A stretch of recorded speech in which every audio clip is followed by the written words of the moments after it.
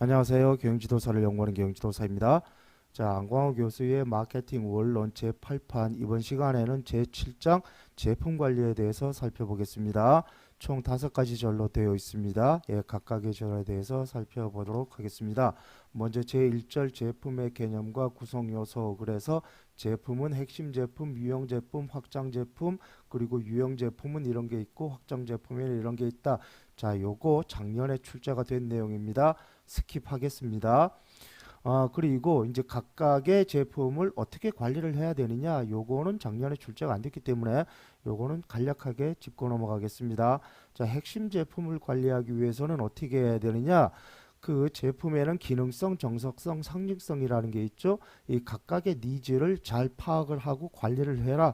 요게 핵심 제품의 관리라는 겁니다. 예, 이렇게 써놓고 있고요. 그 다음에 이제 유형 제품을 관리하기 위해서는 먼저 제품 품질을 잘 관리를 해야 된다. 그러기 위해서는 높은 품질 수준을 유지해야 되고 또 품질의 일관성도 유지를 해야 된다라고 써놓고 있습니다.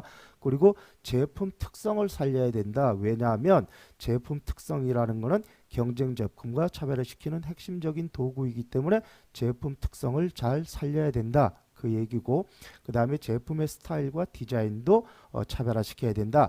제품 스타일은 제품의 외양을 나타내는 거고, 디자인은 외양뿐만 아니라 성능까지도 포함하는 거다라고 써놓고 있습니다.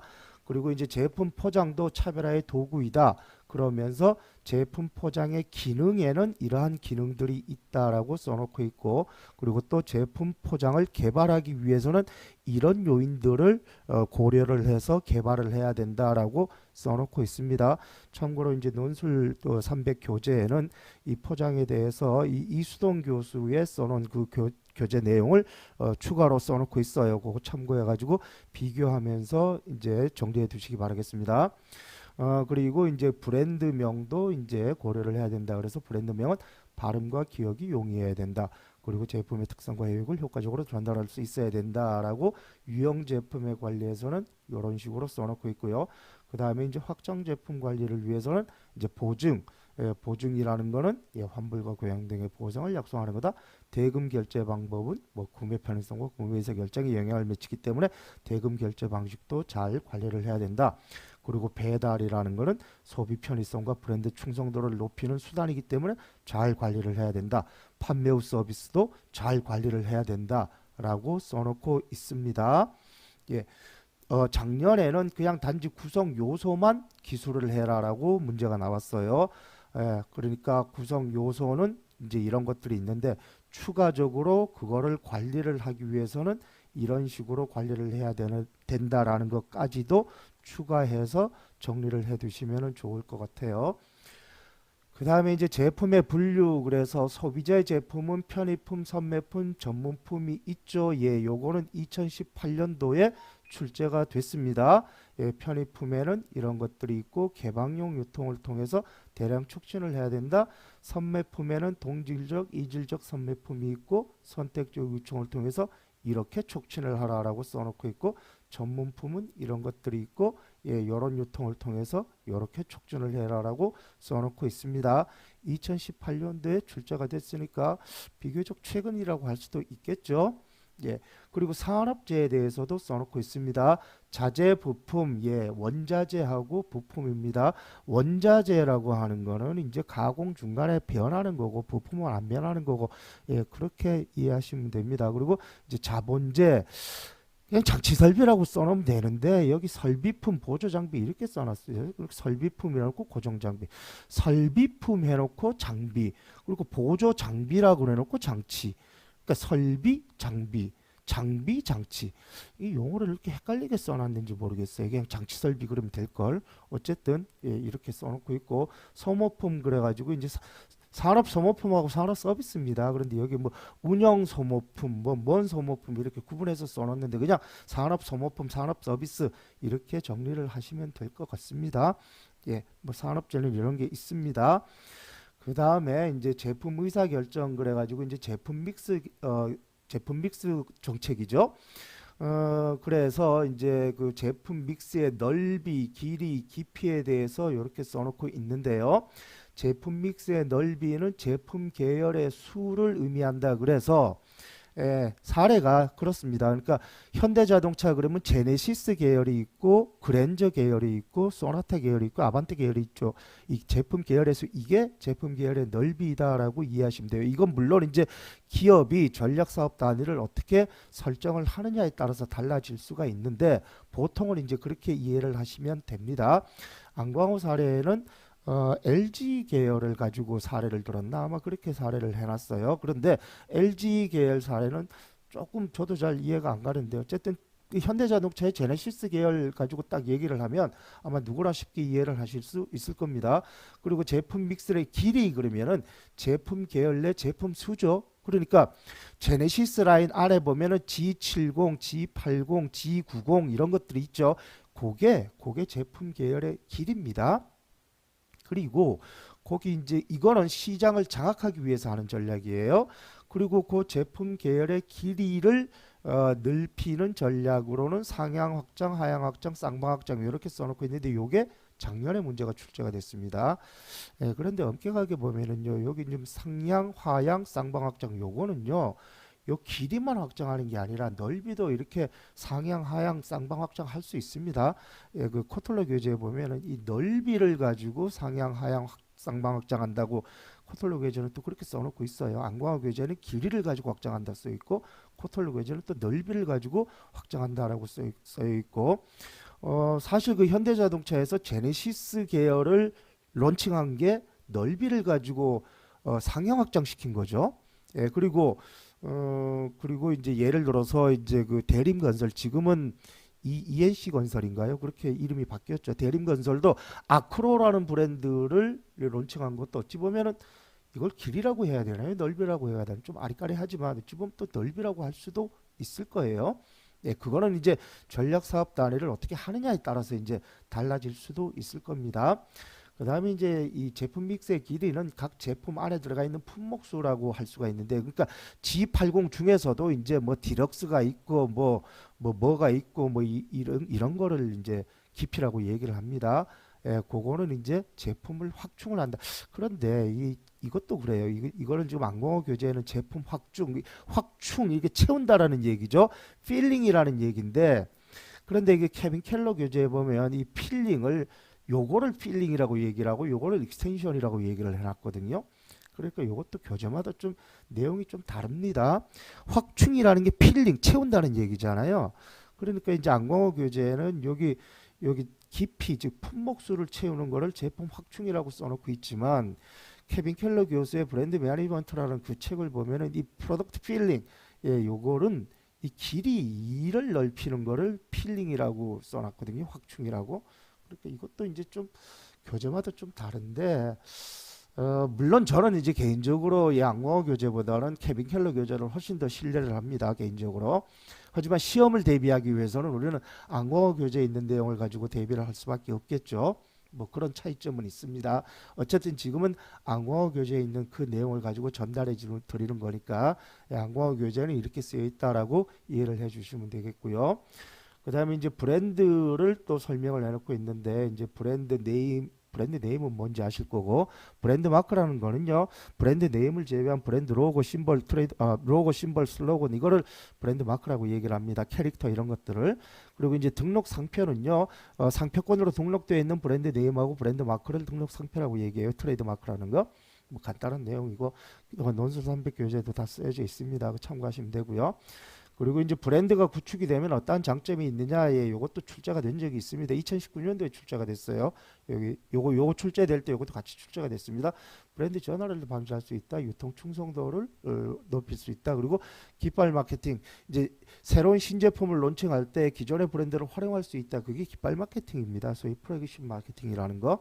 요게 이제 그 안광호 교재에 쓰여 있는 즉 브랜드를 구축했을 때 어떠한 장점이 있느냐 또는 브랜드가 어떠한 역할을 하느냐라는 내용이 이렇게 안광호 교재에 쓰여져 있고요. 그다음에 이제 브랜드 관련되는 의사결정 그래서 이제 브랜드 후원자 결정 그래서 제조업체 브랜드 그래서 뭐 매니팩처러스 브랜드라고 되어 있는데 보통 내셔널 브랜드라는 말은 더 많이 사용하죠. 그리고 이제 유통업체 브랜드 그 프라이빗 브랜드라고 그러죠. 그리고 무브랜드 그래서 지너릭 브랜드라고 얘기를 합니다. 요게 2019년도에 출제가 됐던 내용이고요. 그다음에 이제 브랜드 전략이라고 그래가지고 이제 먼저 개별 브랜드 전략이 있죠. 이제 그 제품마다 각각 브랜드를 따로따로 붙이는 거. 이 개별 브랜드 전략이 복수 브랜드 전략입니다. 그러니까 제품마다 이제 개별 브랜드를 촘촘하게 갖다 박으니까 브랜드가 여러 개가 되는 거예요. 그러다 보니까 복수 브랜드가 되는 겁니다. 따라서 개별 브랜드 자체가 복수 브랜드 전략이에요. 그 다음에 이제 공동 브랜드를 기업 브랜드 전략하고 동일하게 써놓고 있는데요. 참고로 이제 논술300 교재는 기업 브랜드 전략하고 공동 브랜드 전략을 구분해서 써놓고 있습니다. 왜 그렇게 써놨냐 하면 코틀러 교재하고 케빈 켈러 교재에는 기업 브랜드 전략하고 공동 브랜드 전략을 구분해서 써놓고 있어요. 그래서 논술300 교재도 기업 브랜드 전략하고 공동 브랜드 전략을 구분해서 써놓고 있는데요. 기업 브랜드 전략은 가장 대표적인 게 벤츠, 볼보 이런 것들입니다. 기업명을 그대로 갖다 붙여놓는 거, 이게 기업 브랜드 전략이고요. 공동 브랜드 전략은요, 청정원, 해찬들 이런 것들이에요. 그러니까 공동 브랜드는요, 기업이 인위적으로 만든 게 공동 브랜드입니다. 예전에 미원에서 인위적으로 만든 게 청정원이죠. 그리고 삼원식품에서 인위적으로 만든 게 해찬들입니다. 그리고 예전에 삼성에서 인위적으로 만든 게 그게 하우젠이라는 거예요. 그러니까 공동 브랜드라고 하는 거는 기업이 인위적으로 만들어서 사용하는 게 그게 공동 브랜드이기 때문에 엄격하게 얘기하면 기업 브랜드하고 공동 브랜드는 서로 다른 겁니다. 다른 건데, 그런데 이제 안광호 교재도 그렇고 최설 교재도 그렇고 기업 브랜드하고 공동 브랜드를 그냥 같이 이렇게 써놓고 있습니다. 만약에 이제 그 최설 교재가 이제 올 하반기에 출간이 되거든요. 최설 교재도 이제 올 하반기에 출간이 되는데 그 교재에서도 하반기에 출간된 그 교재에서도 이 공동 브랜드하고 기업 브랜드를 같이 써놨다라고 하면 어차피 우리는 시험을 대비할 목적으로 이제 준비를 해야 되기 때문에 논술300 교재도 이제 그 바꿔서 그냥 공동 브랜드하고 기업 브랜드를 같이 이제 써놓는 걸로 그렇게 바꾸겠습니다. 근데 아직까지는 제가 바꿀 생각이 없어요. 왜냐하면 엄격하게 기업 브랜드하고 공동 브랜드는 서로 다른 거기 때문에. 예. 그래서 이제 사례로는 이제 오뚜기 사례를 갖다 놓고 쓰고 있습니다. 그리고 이제 혼합 브랜드 전략 그래가지고 이제 두 개를 섞어서 사용하는 전략이죠. 그래놓고 여기 요 두 개를 사례를 이제 기술을 해놓고 있는데 제품 계열별 공동 브랜드 전략 그래놓고 이제 사례를 미국에 있는 시어스 백화점 사례를 예를 들고 있어요. 시어스 백화점에서 뭐 공구 제품 계열은 무슨 브랜드를 쓰고 있고 여성 의류 제품 계열은 무슨 브랜드를 쓰고 있다라는 사례를 미국의 시어스 백화점 사례를 가지고 예를 들고 있는데 이게 똑같은 거죠. 쿠팡 같은 경우에 보면 식품은 공공 브랜드를 사용하고 있어요. 그리고 이제 생수라든가 아니면은 그 애완용품 같은 경우는 탐사라는 브랜드를 쓰고 있고요. 그리고 코멧이라는 브랜드도 있고요. 그리고 가전제품 같은 경우는 홈플래닛이라는 브랜드를 쓰고 있습니다. 그러니까 쿠팡이라고 하는 거는 기업 브랜드죠. 기업 브랜드가 쿠팡이고 그리고 제품 계열별로 이렇게 서로 다른 공동 브랜드를 사용하고 있습니다. 이게 공동 브랜드예요. 이게 기업 브랜드고요. 이런 것들이 공동 브랜드입니다. 그러니까 기업 브랜드하고 공동 브랜드하고는 다른 거예요. 다른 건데 이렇게 같이 써놓고 있어가지고 그래서 저는 아직까지 기업 브랜드하고 공동 브랜드를 같은 거다라고 하는 거에 아직까지는 동의를 하기가 좀 어렵습니다. 어쨌든 이렇게 써져 있고요. 그 다음에 이제 개별 브랜드, 공동 브랜드 혼용 전략 그래가지고 농심, 신라면, 농심이라는 게 이제 이 공동 브랜드라고 여기 이제 해놨으니까 농심이라는 공동 브랜드하고 이 신라면이라고 하는 개별 브랜드, 그래서 이 두 개를 혼용해서 농심, 신라면이라는 혼합 브랜드 전략을 사용하고 있다. 이렇게 안광호 교재는 설명을 해놓고 있습니다. 그러니까 농심, 신라면은 혼합 브랜드 전략을 쓰고 있다 이 말이에요.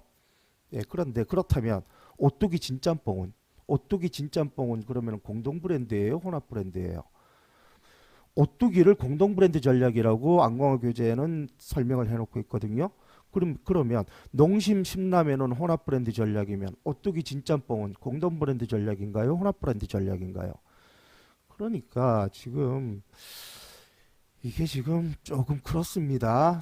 그래서 제가 안광호 교재에 있는 내용을 제가 지금 그대로 순응하기가 조금 애매하다. 그래서 아직까지는 안광호 교재에 있는 내용 그대로 받아들이기가 조금 힘들다. 다만 하반기에 최설 교재도 동일하게 써놓는다라고 하면 그때 가가지고 논술300 교재도 수정을 하겠다라고 말씀을 드리는 이유도 그겁니다. 어쨌든 그렇고요. 그다음에 브랜드명을 결정을 해야 되는데 이제 브랜드를 이제 이름을 붙이려면은 이제 제품과의 부합성이 있어야 된다. 브랜드명을. 그러니까 소위 얘기해서 브랜드 아이덴티티, 브랜드 아이덴티티를 이제 개발을 한다. 그 브랜드 아이덴티티가 총 브랜드명 포함해가지고 브랜드 로고, 심벌, 캐릭터, 슬로건 이런 것들을 개발하는 게 브랜드 아이덴티티 개발하는 건데요. 그럼 브랜드 아이덴티티를 개발하는 요건들이 있습니다. 그 요건들을 이제 그 요건들에 부합을 해야 되는데 그 중에서 제품과 부합해야 된다. 그게 이제 의미가 있어야 된다는 얘기랑 똑같은 얘기입니다. 그렇죠? 이제 그 예를 들어서 애니폰 그러면은 예전에 애니폰 지금은 갤럭시 이제 의미가 있죠. 아이폰, 아이팟 좀 의미가 있고 제품하고도 부합이 되죠. 그리고 이제 발음도 용이하고 기억도 용이해야 된다. 이것도 맞습니다. 그리고 단순해야 된다. 그러니까 단순해야 이제 발음하기도 쉽고 기억하기도 좋다. 이제 이 얘기이고요. 네, 그리고 그 외에도요. 이제 전이성이라는 요건도 있습니다. 이건 뭐냐면 우리나라뿐만 아니라 다른 나라 가서도 그게 먹혀야 된다는 얘기예요. 그 브랜드명이. 그다음에 적응해야 되는데 이거는요. 시대가 바뀌어도 그 브랜드가 계속 이어져 와야 된다라는 얘기입니다. 그다음에 법적 보호성 이건 당연하죠. 이 상표권으로 보호받을 수 있어야 됩니다. 보호 못 받으면 말짱 도루묵이죠. 그러니까 안광호 교재는 요거까지만 쓰여져 있는데 이것뿐만 아니라 이런 것들도 포함이 돼야 됩니다. 이 브랜드명을 포함해서 브랜드 아이덴티티가 개발이 되기 위해서는 그런 것까지 같이 정리를 해 두시면 되고요. 그 다음에 이제 서비스 마케팅에 대해서도 이제 요 두 가지를 써놓고 있습니다. 먼저 서비스의 차별적 특징 그래가지고 이게 이제 이렇게 출제가 됐어요. 2009년도에는 네 가지를 물어봤고 2011년도에는 소멸성을 물어봤고 19년도에는 무형성을 물어봤고 22년도에는 네 가지를 또 다 물어봤습니다.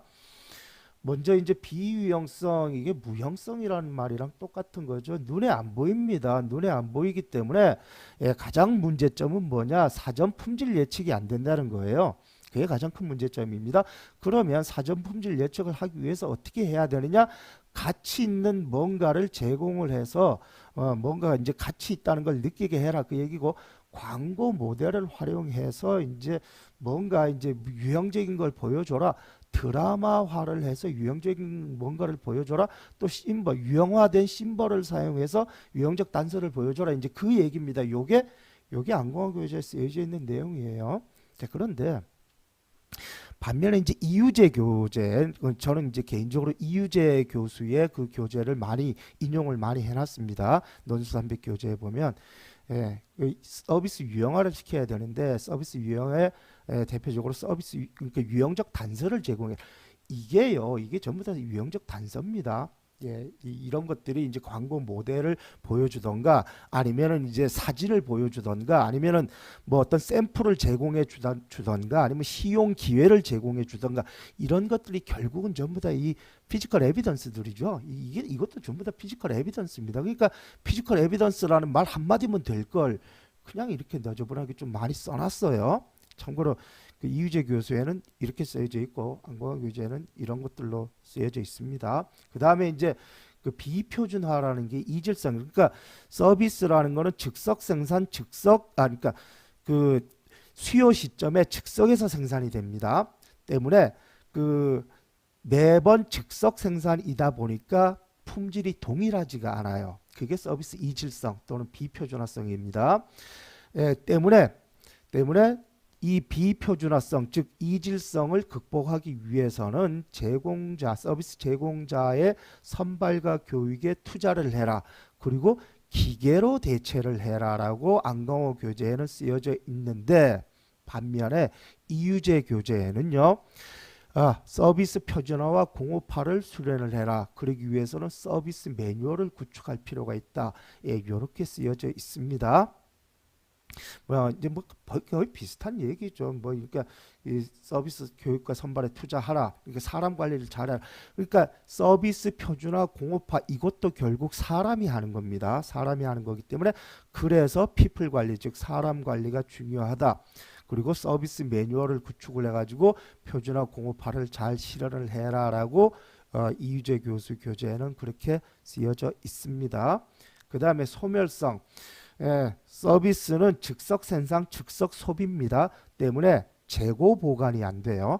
재고 보관이 되지 않다 보니까 수요 폭증 시점에 제대로 공급이 안 되면 수익 창출 기회가 날아가 버립니다. 그러다 보니까 안광호 교재는 가격 차별화를 통해 가지고 수요를 분산시켜라. 비성수기에는 수요를 인위적으로 개발을 해라. 보안 서비스를 제공을 해라. 예약 시스템을 도입을 해라. 이런 식으로 쭉 쓰여져 있는데 이게 결국 다 뭡니까? 이게 결국 다 수요 공급 조절 전략입니다. 이게 다 수요 공급 조절 전략이고요. 이거는 수요 제고화 전략이에요. 그리고 프로세스 개선을 해라. 즉 수요 폭증 시점에 제때 공급이 안 되면 수요 창출 기회가 날아가기 때문에 그래서 이 소멸성을 예방하는 중요한 과제 중에 하나가 서비스 프로세스 개선입니다. 그래서 대기행렬 이론이 나오는 것도 결국은 서비스 소멸성 이거를 해소하기 위해서 대기행렬 이론 같은 게 나오는 거잖아요. 이게 이휘재 교수에 쓰여져 있는 내용이고 이게 안광호 교재에 쓰여져 있는 내용입니다.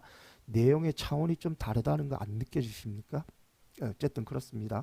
그 다음에 이제 동시성 또는 비분리성이라고 그러는데 생산과 소비가 한날 한시에 같이 있어야 됩니다. 그게 이제 서비스 비분리성이에요. 자, 이게 결국은 이제 그 안광호 교재에는 뭐라고 되어 있냐면 이게 결국 이제 사람과 사람이 같이 있어야 되기 때문에 이 대면 접촉의 문제점을 해소하기 위해서는 기계를 도입을 한다라고 하면은 이 대면 접촉의 문제성을 해소할 수 있다라고 안광호 교재에는 그렇게 써놓고 있어요. 따라서 기계를 도입을 해가지고 이 대면 접촉의 문제점을 해소할 수 있다라는 식으로 안광호 교재에는 쓰여져 있고 또 처리 매뉴얼을 도입을 하면은 이 대면 접촉에서 발생하는 문제점을 어느 정도는 해소할 수 있다라는 식으로 안광호 교재에는 쓰여져 있는데 근데 반면에 이휘재 교재에는 뭐라고 쓰여져 있냐면요. 사람과 사람 간의 만남이기 때문에 과정 품질이 매우 중요하다. 그리고 그 과정에서 관계 마케팅이 매우 중요하다. 이렇게 쓰여져 있습니다. 저는 개인적으로 이게 훨씬 더 중요하다라고 생각이 듭니다. 결과적으로 이게 안광호 교재에 쓰여져 있는 내용이고요. 이게 이휘재 교수 교재에 쓰여져 있는 내용이에요. 시험을 위해서는 우리가 안광호 교재에 있는 내용을 준비하는 게 맞습니다. 그런데 전체적으로 서비스 마케팅이라는 것 자체를 이해하기 위해서는 저는 이휘재 교수 교재에 있는 내용이 훨씬 더 가치 있는 내용이다라고 저는 개인적으로 생각을 합니다. 때문에 그래서 아무리 시험 준비용 교재라고 해도 그래서 이휘재 교수 교재에 있는 내용을 중심으로 써놨고 부차적으로 안광호 교재에는 이런 식으로 써놨다고 그 밑에 코멘트를 잠깐 달아놨다라고 이해를 해주시면 되겠습니다. 논술 300 교재에 그렇게 써놨어요. 핵심적으로는 중요한 이휘재 교수 교재 위주로 써놨고 안광호 교재에는 이런 식으로 코멘트를 해놨다라는 식으로 밑에 간략하게 써놨습니다.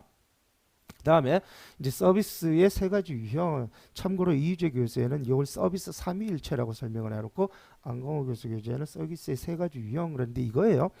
기업과 고객 간에는 외부 마케팅입니다. 이거는 뭐 일반적인 마케팅이고요. 그 다음에 이제 기업과 임직원은 내부 마케팅 그래가지고 왜 그러냐 하면은 왜 이게 이제 보통 이제 그 제품 마케팅 같은 경우는요 기업과 고객을 연결시키는 게 제품입니다. 제품이 기업과 고객을 연결시키죠. 그런데 서비스는요 기업과 고객을 연결시키는 게 제품이 아니라 직원입니다. 직원이 기업과 고객을 연결시키는 매개체예요. 그러다 보니까 서비스 기업은 직원이 중요할 수밖에 없습니다. 그래서 서비스 7P의 그 7가지 P 중에 people 즉 사람 관리가 들어가는 이유도 직원이 그만큼 중요하기 때문에 들어가는 거고 때문에 내부 마케팅이 굉장히 중요합니다. 서비스 마케팅에서는. 그리고 여기 내부 마케팅은 서비스 종업원들에 대한 훈련, 동기부여 및 지원 서비스가 매우 중요하다라고 안광호 교재에 써놓고 있고요.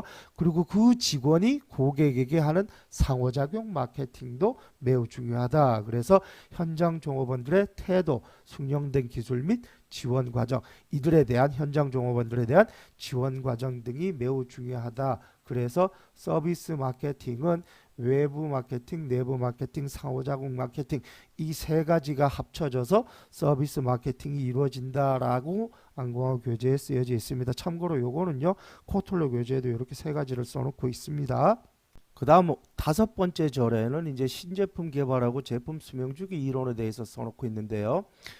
신제품의 정의와 신제품 분류 그래놓고 요 네 가지를 분류를 해놓고 있는데 요거는 교재에 있는 내용하고 동일하게 분류를 해놓고 있습니다. 그런데 또 말을 좀 이상하게 써. 소비자의 신선함, 소비자의 신선하지 않음. 예, 이거는 이해가 됩니다. 그런데 말을 기업의 신선함, 기업의 신선하지 않음 이렇게 써놨어요. 아니, 소비자의 신선함은 이해가 가는데 무슨 기업이 신선하고 신선하게 이런 게 있나요? 소비자는 신선하게 받아들이고 신선하게 받아들이지 않고 그거는 이해가 가는데 기업이 무슨 신선 예, 이거 원래 오리지널은 기업의 신선함 이게 아니고요. 연구 수준이 높냐 낮냐 원래 오리지널은 이겁니다. 예, 거기에 따라 가지고 이거 네 가지 유형이 있어요. 예, 이거는 뭐 저기 논술 300 교재에도 그대로 나와 있는 거니까 그대로 참고하시면 되는 거 되고요. 그다음에 신제품 개발의 실패 요인 그래가지고 이 요인을 쭉 적어놓고 있는데 이것도 논술 300 교재에 다 들어가 있는 내용이고 예, 동일하게 쓰여져 있으니까 참고하시면 됩니다. 참고로 이 두 가지는요, 예, 재작년에 출제가 됐습니다. 예, 스킵하셔도 될 내용으로 보여지고요. 그 다음에 이제 신제품 개발 과정 요거는 2017년도에 출제가 됐죠. 출제된 지 시간이 조금 지났기 때문에 혹시 몰라서 좀 준비를 하실 필요가 있을 것 같습니다. 아이디어 창출 그래서 아이디어 원천 그래서 내부 원천이 있고 외부 원천이 있고 그렇죠. 뭐 소비자가 있고 종업원이 있고 경쟁자가 있고 뭐 그런 원천에 대해서 쭉 써놓고 있습니다. 그리고 이제 아이디어 창출 기법 그래가지고 뭐 포커스 그룹 인터뷰, 제품 소비 분석, 개방 영역 이런 내용도 뭐 브레인스토밍 얘기도 써놓고 이제 그렇게 써놨는데 그런데 이제 기업에서 많이 쓰는 그 아이디어 창출 기법 중에 하나가 스탬퍼 테크닉이라는 게 있습니다. 이 얘기는 또 빼놨어요. 예, 이런 게 있습니다. 예, 그다음에 이제 아이디어 평가 그래가지고 이렇게 이제 평가를 한다. 예, 뭐 예, 이런 게 있고 그다음에 이제 제품 컨셉 개발하고 제품 컨셉 테스트 예, 이것도 교재 읽어 보시면 됩니다. 이것도 다 아는 내용이다라고 생각이 들고 그다음에 마케팅 전략 개발과 사업성 분석 이렇게 써놨는데요. 사업성을 먼저 분석한 다음에 그 다음에 마케팅 전략을 수립하지 않나요? 사업성 분석을 했는데 이 사업성이 만약에 안 나왔어. 그러면 마케팅 전략 수립할 필요 없는 거 아닌가요? 예, 저는 개인적으로 사업성 분석이 먼저라고 생각이 드는데 글쎄요. 예. 그런데 좀 그런 거는 좀 있습니다. 그러니까 마케팅 이걸 이제 이렇게 사업성을 먼저 분석을 하는 이유가 이거 할까 말까를 이제 타 사업 타당성을 분석을 해서 할까 말까를 하기 위해서 이제 사업 타당성을 분석을 하는 거잖아요. 근데 이왕 하기로 했다. 이제 아이디어 평가를 해가지고 이왕 이거 무조건 하기로 했다라고 하면 그때는 이제 그 사업성 분석이 아니라 이제 그 PI 그러니까 그 프로핏 인컴 그러니까 손익계산서를 따질 필요가 있겠죠. 그러니까 안광호 교재에 보면은 그러니까 이 사업성 분석이라 해놓고 시장성, 제품성, 수익성 이거를 분석하는 내용을 쓴 게 아니라 그 프로핏 인컴 그러니까 그 손익계산서 분석 있죠. 그 PI 시뮬레이션 계산하는 거 있잖아요. 그러니까 그 손익계산서 시뮬레이션 하는 거 그거를 써놨어요. 안광호 교재에 보면. 그러니까 사실은 그 PI 시뮬레이션 하는 거는 엄격하게 보면 그걸 사업성 분석이라고 할 수 있나? 그거는 미래 그 손익 분석이지. 엄격하게 얘기하면 사업성 분석은 아닌 거로 보여지는데 어쨌든 그런 식으로 써놨습니다. 그리고 이제 제품 개발이라고 해놓고 이제 원형의 기능 테스트, 소비자 테스트에 써놨는데 이게 그 보통 이제 프로토타입이라고 얘기하죠. 그리고 기능 테스트 이걸 알파 테스트라고 그러고 소비자 이걸 베타 테스트라고 그러고 그럽니다. 그리고 시험 마케팅을 해놓고 이제 표준 통제 모의시험 마케팅 세 개를 간략하게 써놓고 있고 그 다음에 이제 상업화 시점에서는 출시 시기를 고려하고 출시 지역을 또 결정을 해야 된다라고 써놓고 있습니다. 원래는 이제 신제품 개발의 오리지널은요, 그 프로덕트 레드니스 레벨 그래서 이제 PRL 10단계라고 그래가지고 나사에서 나온 그게 원래 오리지널입니다. 그 10단계 PRL 단계가 그게 원래 오리지널인데 대부분의 마케팅 교재는 그걸 좀 줄여가지고 어떤 교재는 5단계, 어떤 데는 6단계, 그리고 여기 안공어 교재는 요즘 7단계인가요? 예, 7단계로 써놓고 있는데 뭐 다 웬만한 마케팅 교재에서는 대부분 5단계에서 7단계로 이렇게 써놓고 있습니다. 양공어 교재는 지금 7단계로 써놓고 있어요. 그렇다라고 이해하시면 될 것 같고요. 그 다음에 이제 그 PLC 이론 그래가지고 이제 제품 수명 주기의 형태 그래놓고 일시적 유행 제품 요게 이제 요렇게 된다라고 써놓고 있고 장수 제품은 이렇게 간다, 순환 제품은 이렇게 간다 PLC가. 그 다음에 스타일 제품은 뭐 이렇게 간다라고 해놨나? 그리고 연속 성장형은 뭐 이렇게 간다라고 해놨나? 뭐 하여튼 여러 가지 PLC 유형이 있다라고 이제 설명을 해놓고 있습니다. 뭐 별로 중요한 내용은 아닌 것 같고 그 다음에 단계별 특징과 마케팅 전략 그래가지고 쭉 써놨는데요. 이게 그 제품 수명주기 이론은요 어떤 책을 봐도 다 비슷비슷합니다. 다 이와 유사하게 써놨어요. 예, 그러니까 뭐 이거 가지고 정리하셔도 될 것 같아요. 예, 다 비슷비슷하게 써놨습니다.